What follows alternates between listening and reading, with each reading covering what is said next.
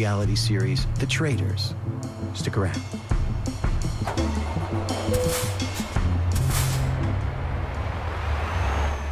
The New Yorker Radio Hour is supported by Progressive Insurance, where customers can compare prices on car insurance against different companies side by side to find a rate that works for them. Options to fit most any budget. More at progressive.com or 1-800-PROGRESSIVE. Houston Public Media brings to you PBS World. Experience the personal connection behind the headlines with programming devoted to telling stories that humanize complex issues. PBS World on TV 8.6 and online at houstonpublicmedia.org. Support comes from Alley Theater, presenting Tennessee Williams' The Glass Menagerie. This new production, directed by Rob Melrose, follows a family caught between dreams and delusion. February 21st through March 16th. Tickets at alleytheater.org. I'm Matt Hara, morning anchor here at Houston Public Media. The number one thing I think about as a news anchor is accuracy. We stress ourselves on being right, not first necessarily. If we're first, that's wonderful, but we have to be right. And if we can't back up stories with facts, they won't air. I also pride myself on being timely. I want you to know that there's an active situation going on. Even though we, may not have all the details just yet, letting you know that we're working on what you want to know is also really important to me. Maybe you start your day with the news on Morning Edition and catch up later with All Things Considered. Well, news doesn't wait. Stories evolve during the day, in courtrooms, financial markets, on the streets, and at kitchen tables, locally, nationally, around the world. Hi, it's Robin Young. Each weekday, check in with Here and Now for the news as it's happening. That's Here and Now from WBUR and NPR News. Here and Now, weekdays beginning at noon on News 88.7. This is the New Yorker Radio Hour. I'm David Reckner. Plenty of actors light up a room, but Alan Cumming is more of a disco ball, reflecting every possible angle of show business. That's how the critic Emily Nussbaum introduced Alan Cumming when they sat down at the recent New Yorker Festival. And he does seem to do it all. He acts in mainstream dramas like The Good Wife, as well as more indie projects like his one-man version of Macbeth. Cumming is a Broadway legend. He also owns a nightclub.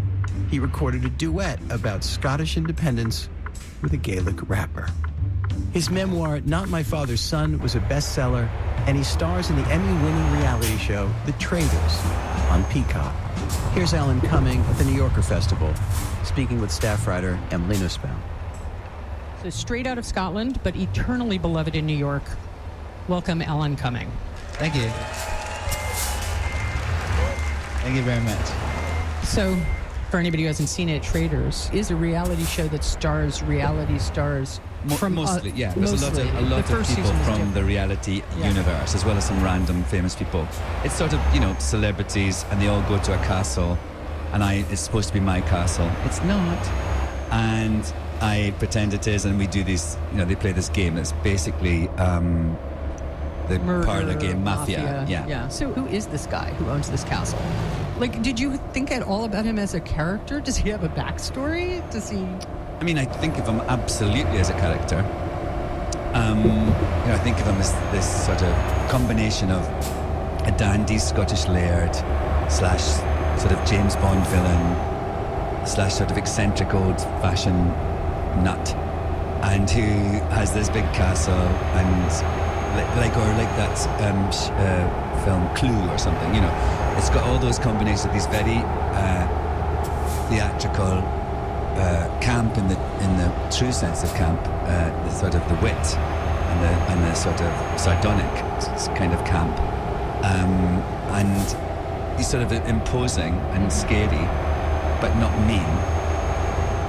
And I sort of try not to engage with the contestants because of that. Like in filming, I mean it's getting harder because they see me outside and I say things like this, but afterwards, but when we're at the time, I think I want them to be a little scared of me because I have to sort of shout at them quite a lot to tell them to be quiet and things. It gets out of control sometimes. Like in this new season, I actually thought I was going to have to break up a fight, and I'm not. I don't do that very often. No, but I mean, I thought that in one of the round tables, it got so brutal that people get so passionate about it, and it was scary, and I have to kind of be really firm with them, and they have. So I think being chatty and sort of talking between takes doesn't it's sort of like staying in character in a way.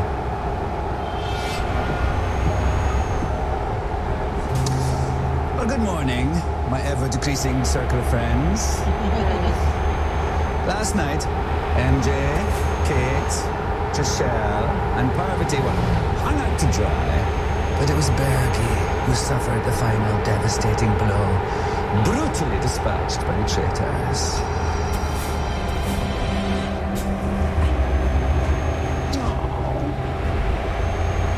Players, despite the loss of Bergie, we must let bygones be bygones.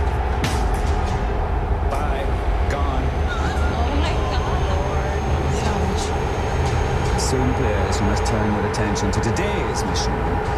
You'll be taking a little trip to my, well, let's call it a holiday home. I have a guest who is currently staying there who'll help you settle in. And after all, who doesn't enjoy a little country escape? Escape. I think it's the cabin. Oh, no. Head down there, and I'll meet you afterwards. À la prochaine. So, what was your perspective on reality television before you made the show? Zero, really. I didn't really... I mean, I was... Once in a while, on a plane, I would watch The Kardashians or something, or catch an episode of The Housewives, but not at all... It wasn't... I never watched it. And it just wasn't... I don't know. It just wasn't my thing. I never really engaged with it. Still don't. Did you disapprove of it? No, I don't. I mean, yes. I was a bit judgy. I mean, I think the thing I don't like about a lot of those shows is that they laud and therefore encourage bad behaviour and lack of kindness. That's what I don't like. Thank you. So, when people on these shows are mean, what they're doing is really aping the behaviour that probably happened to them. Probably at school someone was mean to them, and now that they have power because they have a disguise and they have a sort of a platform, they're basically not breaking the cycle and they're just repeating that bad behaviour, and I don't like it. And I think the great thing I like about The Traitors is that it doesn't do that. It makes people have to work together. Of course they do terrible things to each other and they're treacherous, but it's not... It's about the game aspect rather than just being, a meanie and just flinging wine at each other and stuff like that. So, I actually, this is a complete left field, hilarious turn in my life and career to be hosting this show. And I really like it. Don't get me wrong, I love it. It's such fun. And also it has brought me many great things. Other things have happened because of the success of this. Like when you're successful in one thing, it usually has a sort of knock-on effect in the other parts of your life.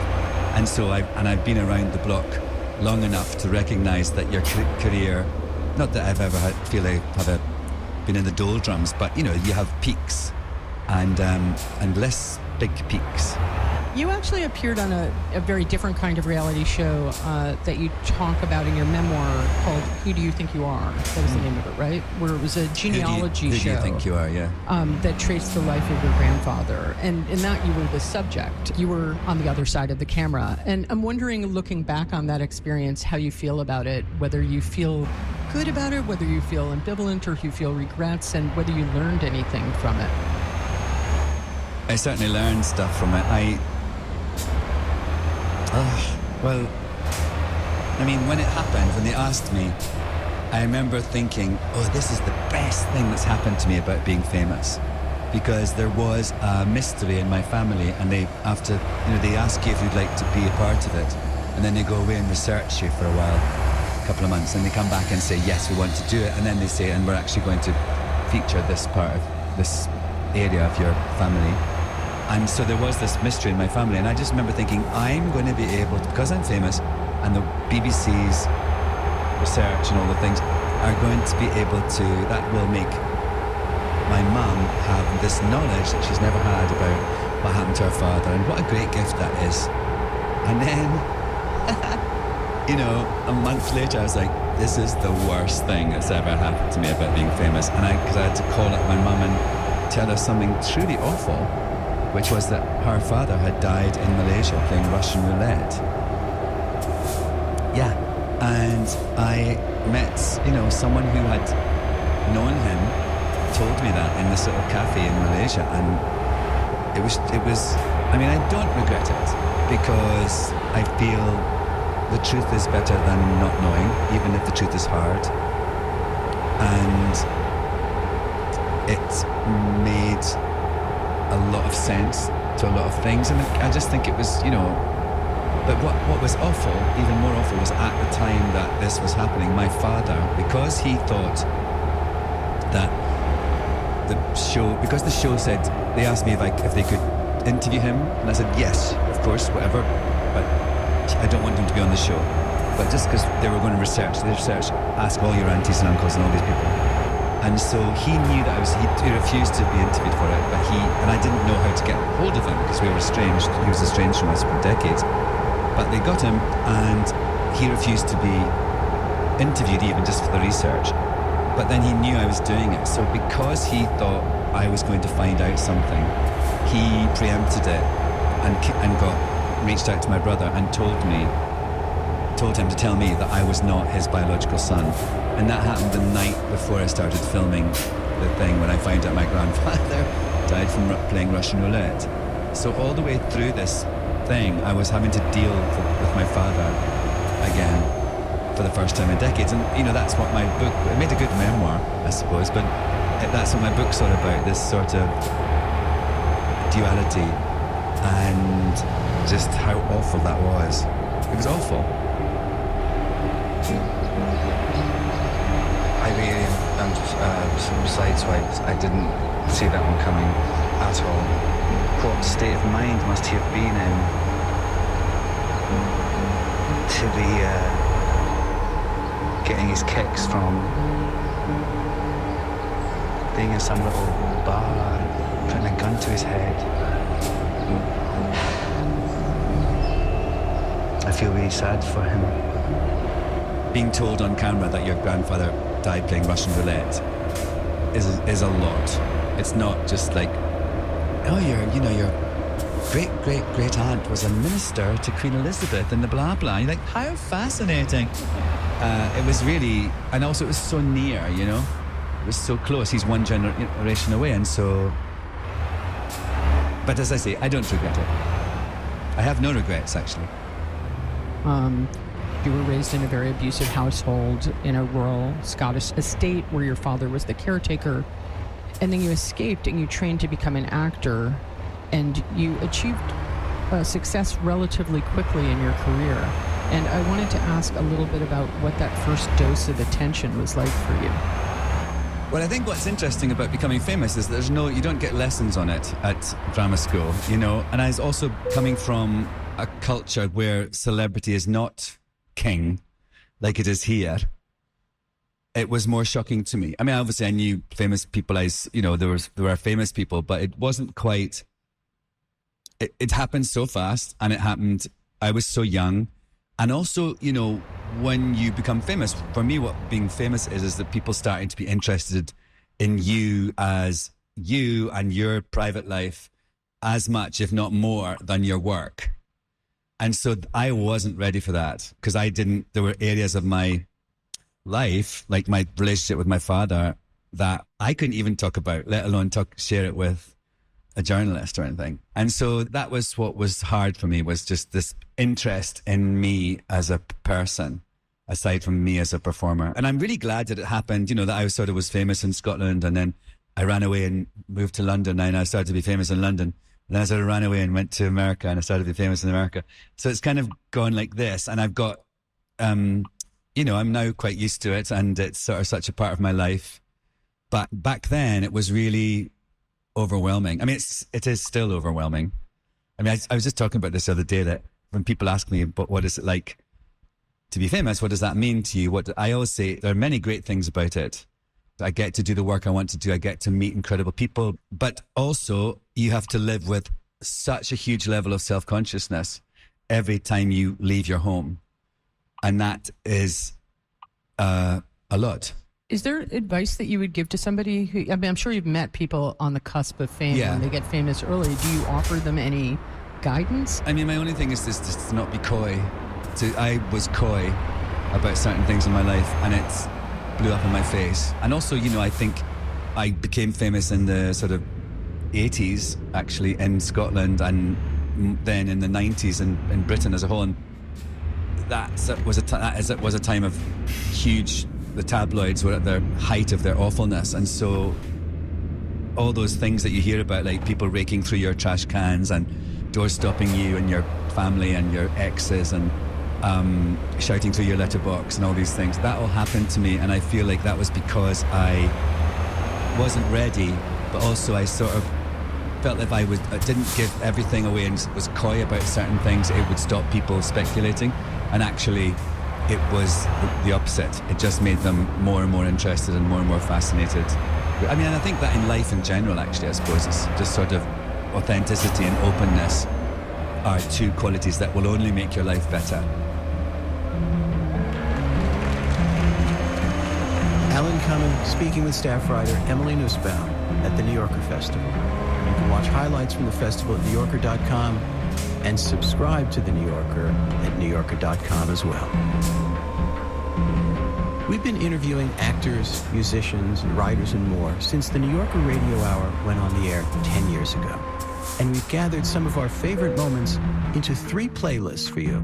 And you can hear all of it at harkaudio.com/New Yorker. That's harkaudio, one word, .com/New Yorker. Hope you enjoy it. The New Yorker Radio Hour is a co-production of WNYC Studios and The New Yorker. Our theme music was composed and performed by Merrill Garbus of Tune Yards, with additional music by Louis Mitchell.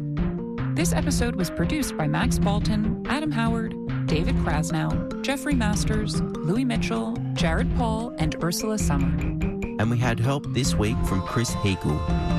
The New Yorker Radio Hour is supported in part by the Cherena Endowment Fund.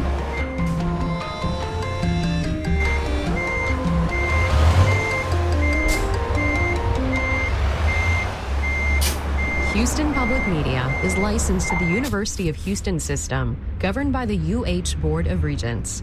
Information about open meetings, dates, times, and locations is online at uhsystem.edu.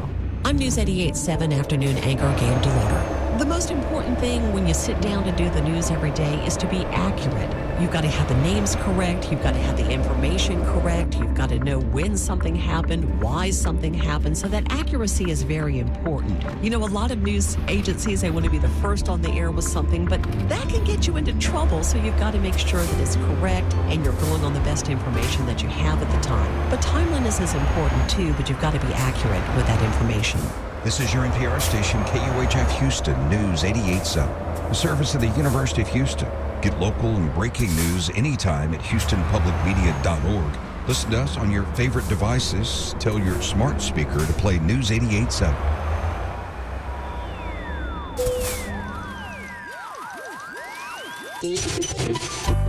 From NPR and WBEZ Chicago, this is Wait, Don't Tell Me, the NPR News Quiz.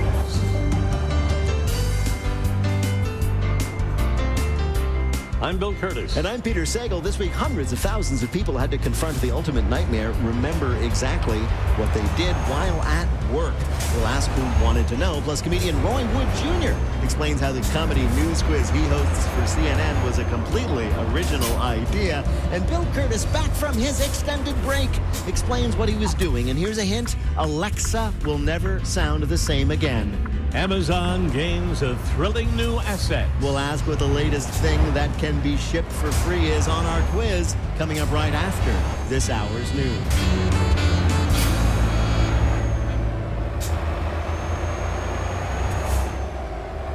Live from NPR News in Washington, I'm Nora Rahm. British Prime Minister Keir Starmer is hosting an emergency summit in London today. Invited leaders from the European Union, as well as Canada and Ukraine, will discuss the next step in ending the war in Ukraine. Allies were rattled by last week's White House meeting with President Trump and Ukrainian President Volodymyr Zelensky that ended in shouting and no resolution. In the U.S., House Speaker Mike Johnson says a solution must be found. We have to bring about an end to this war in Ukraine. Putin is the aggressor. It is an unjust war. We have been crystal clear about that. But now is the time to bring it to an end. Johnson was interviewed on CNN. Federal employees are again weighing how to respond to an email from Elon Musk asking them to detail what they accomplished during the past week. As NPR's Bobby Allen reports, it's part of Musk's White House initiative to root out government inefficiencies. Federal employees have begun receiving an email with the subject line, "What did you do last week, Part 2?" The message, like one sent a week ago, instructs government employees to offer 5 bullet points highlighting their work. President Trump is supporting Musk's push to try to remove low-performing or what they deem unnecessary federal employees. Trump and Musk have also claimed, without evidence, that some federal workers receiving paychecks are dead or non-existent. Critics of Musk's strong-arm tactics say it's a mostly performative gesture to put civil servants on notice that their jobs are now vulnerable. Meanwhile, leadership at agencies have provided mixed guidance on whether workers should reply or not to the emails. Bobby Allen, NPR News. A federal judge in Washington has ruled that President Trump acted unlawfully when he fired Captain Wellinger as head of the Office of Special Counsel. That office enforces ethics laws, the employment rights of military veterans, and protects whistleblowers. Judge Amy Berman Jackson held the special counsel can only be removed for cause, such as neglect of duty or malfeasance of office. She ruled Dellinger must remain in the job. 3 years after resigning in disgrace, former New York Governor Andrew Cuomo has announced he's running for mayor of New York City. Bruce Kahnweiser reports. With wide name recognition in New York and backed by deep-pocketed supporters, Cuomo becomes the front-runner in a race that includes the incumbent, Mayor Eric Adams. Cuomo grabbed national attention during the early days of the COVID pandemic, seeming to strike all the right notes during daily press briefings. But within months, his political career crashed and burned amid multiple sexual harassment allegations. In the run-up to the June primary, New York City is beset by sky-high housing prices and crime concerns. Cuomo will face a stiff challenge from a class of political newcomers, as well as from the current mayor, who is mired in his own political scandals. For NPR News, I'm Bruce Kahnweiser in New York. This is NPR News in Washington. A U.S. aircraft carrier arrived in South Korea today. The South Korean Navy says the USS Carl Vinson is there to demonstrate the military alliance between the U.S. and South Korea in the face of threats from North Korea. It was accompanied by a guided missile cruiser and a guided missile destroyer. This comes days after North Korea test-fired strategic cruise missiles to show its military readiness. A Texas-based company has successfully landed a robotic probe on the surface of the moon, the first private company to do so without it crashing or falling over. As NPR's Jeff Brumfield reports, more landings could be coming soon. The small probe was built by Firefly Aerospace. Early Sunday morning, it left its orbit around the moon and began its descent to the lunar surface. After a nail-biting few minutes, Mission Control confirmed touchdown. Pioneer reports lunar gravity, and it is stable. Self-sucked landing. We're on the moon. The landing makes the company the second commercial venture to land on the moon, and more private probes are on their way. In just a few days, the firm Intuitive Machines is set to make a landing attempt near the South Pole, and in May, a Japanese company will also try to get its probe to the surface of the moon. Jeff Brumfield, NPR News. Hollywood honors its own tonight at the 97th Academy Awards. It takes place in Los Angeles, where parts were devastated by wildfires this year. The producers say the show will raise money for relief efforts. The hit film Wicked is nominated for 10 Academy Awards. I'm Nora Rahm, NPR News in Washington. Support for NPR comes from NPR stations. Other contributors include FJC, a foundation of donor-advised funds working to maximize the impact of charitable giving and to create customized philanthropic solutions. Learn more at fjc.org. This is News 88.7 Midday anchor Matt Thomas. Making sure that the information is correct is one of the absolutely most important things that I do as a news anchor. And making sure that we have a concise, understandable story to put out to the listeners is the most important thing. Being able to distill that information and putting it out to people in a way that is tactful is extremely important. The following program was taped in front of an audience of real live people. From NPR and WBEZ Chicago, this is Wait, Wait, Don't Tell Me, the NPR News Quiz. I'm back, bitches.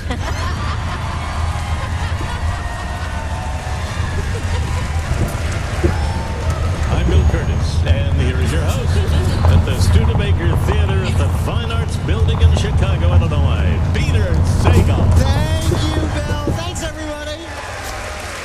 But just to say it again, thank you, Bill. We're so glad to have you back. Now, a lot of people have actually gotten in touch to ask, maybe with some concern, where you've been these last 6 weeks. Can you reveal it? I can't reveal much, but let's just say this Brazilian butt lift didn't happen on its own. Well, it's great to have you back, and we're also delighted that comedian Roy Wood Jr. will be joining us later to play our games, and mainly we are delighted that you folks listening can also call in to play. The number is 1-888-WAIT-WAIT. That's 1-888-924-8924. Let's welcome our first listener contestant. Hi, you're on Wait, Wait, Don't Tell Me. Hey. Hey, who is this? This is Adam from Kansas City. Oh, it's a great town. We were there just a few months ago. What do you do there? I'm a musician, and I do mortgage loans. So you're a musician, but like on nights and weekends you do mortgage loans because that's your true passion. Yes. But someone's got to pay the bill. Yeah, you sit there gigging, doing your music, and you're thinking, wow, tonight I get to originate a mortgage. You nailed it. Yeah. Well, welcome to the show, Adam. Let me introduce you to our panel this week. First, a comedian who'll be performing at Cobb's Comedy Club in San Francisco on March 23rd. It's Helen Hong. Hi, Adam. Hi, everybody. Next, he is a humorist, a tool impresario, and the founder of Hatch Space Community Woodworking Shop and School in Brattleboro, Vermont. It's Tom Bodette. Hey, Adam. And a comedian who will be in St. Paul, Minnesota on March 21st at the Fitzgerald Theater. You might have heard of that. It's Paula Poundstone. Hey, Adam. Hey. So, Adam, welcome to the show. You're going to start us off with Who's Bill this time. I'm so pleased to say Bill Curtis back with us. He's going to read you 3 quotations from the week's news. If you can correctly identify or explain just 2 of them, you'll win our prize, the voice of anyone from our show you might choose on your voicemail. Are you ready to go? Yes. All right, let's do it. Here is your first quote. List 5 things you did last week. All right, Adam, who got that email? Wasn't it supposed to be every government employee? Yes, every federal employee. Wow. Including some in this room. Including somebody in the audience, yes. Employees at every federal government agency received an email from the Office of Personnel Management over the weekend requiring them to list 5 things they had accomplished that week or they would lose their jobs. This is part of Elon Musk's crusade to fire as many government workers as he can. The people who waste taxpayer money doing useless busy work like keeping planes from running into each other. I think this would be hard for anybody in any industry. Well, that's the thing. I mean, I couldn't do it. I can't think of 3 things I did in my life. I can think of one thing. I'm a stand-up comedian, so my first thing was think of a funnier word than spatula. And then it just devolved from there. Right. Is there a funnier word than spatula? No, not that I could find. That was yeah. I'm self-employed, so I knew the note was coming.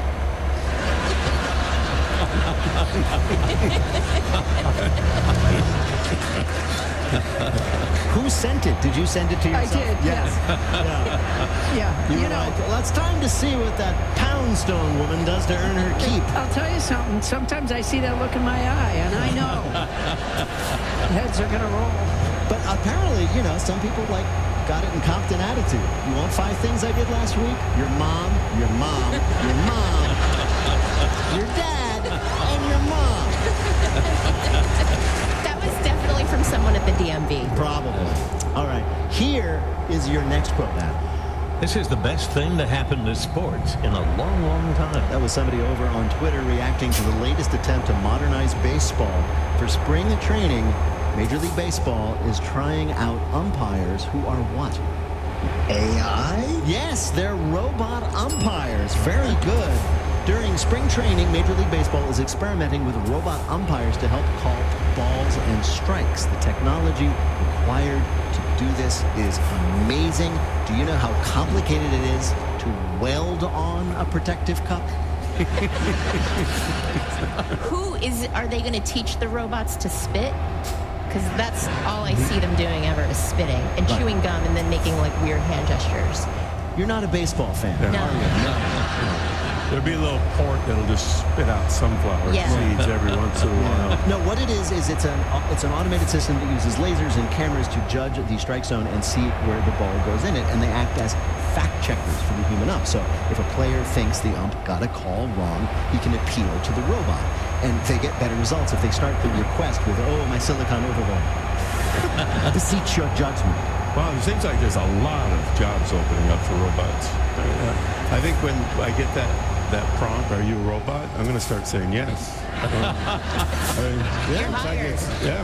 Good idea. Yeah, Elon Musk can send out a note to the robots. Tell me 5 things you did this week. Is there ever an end to the baseball season? I feel like another fan. Yeah. Well, it's not that I dislike it. I just feel like, well, aren't there some months where they play it and then they stop? Yeah, they generally stop. But then there's more talk about it. That's when we talk about it. I see. Adam, your last quote is a headline from The Economist. Amazon gains a thrilling new asset. What thrilling and handsome new asset did Amazon just acquire the rights to? Oh my gosh. Can you give me a clue? I can give you a hint. Like, instead of 1-day delivery, it'll be 007 days delivery. Oh God, the James Bond series. James Bond. Yes, they bought the rights to James Bond. I hope when you give me hints, they're a lot like that last one, because that was all but packaged for Adam. Yeah, it's true. Amazon has bought the rights to the James Bond franchise, which is good. I guess they'll make more movies, but it will not be the same when Q is like, "I know you're used to carrying a Walther PPK 007, but Amazon's choice is an Omega 7-shot handgun with carrying case." Yeah, and of course they haven't announced exactly what they're going to do with him, but they have said in the first Amazon-made Bond movie, he'll be fighting a true global supervillain, local bookstores. And I thought he was dead. And of course, it's not just going to be movies, because they own the whole IP, as the saying is. They could make a 007 sitcom where James Bond lives in Brooklyn with his quirky waitress roommate trying to make ends meet. They could make a kids version. James Bond Babies. Jimmy Bond. Exactly, where he fights like Gold Pinky. "No, Mr. Bond, I expect you to cry." Do you think Jeff Bezos just bought it because he was like pussy galore? No, he did ask people, once he bought it, he did ask people on Twitter who they thought the next James Bond should be, because Daniel Craig is retired, Also asking, can James Bond be bald? And should it be me? Bill, how did Adam do in our quiz? The name is Bond, and he did very well.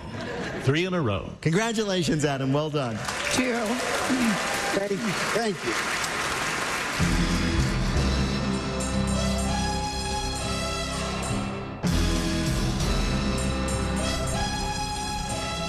Right now, panel, it is time for you to answer some questions about this week's news.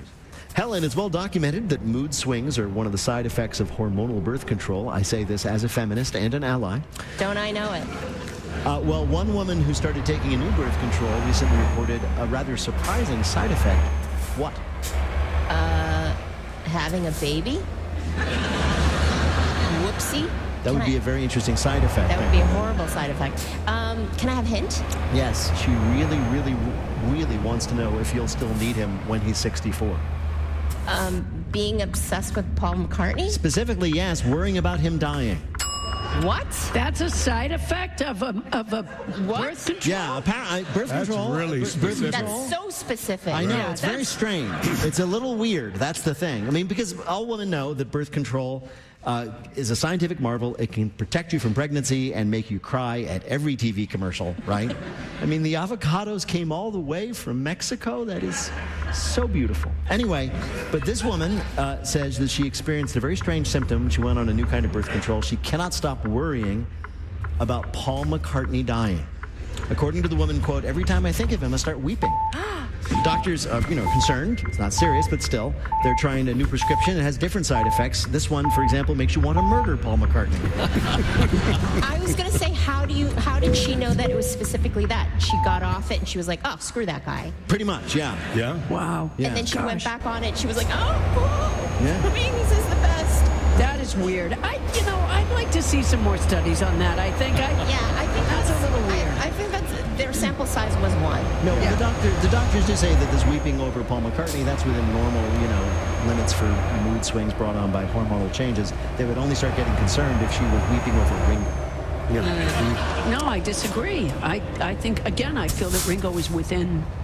more parameters, right? Yeah. I mean, parameters. I have no reason to go on birth control, but I would be willing to go on birth control and worry about Ringo.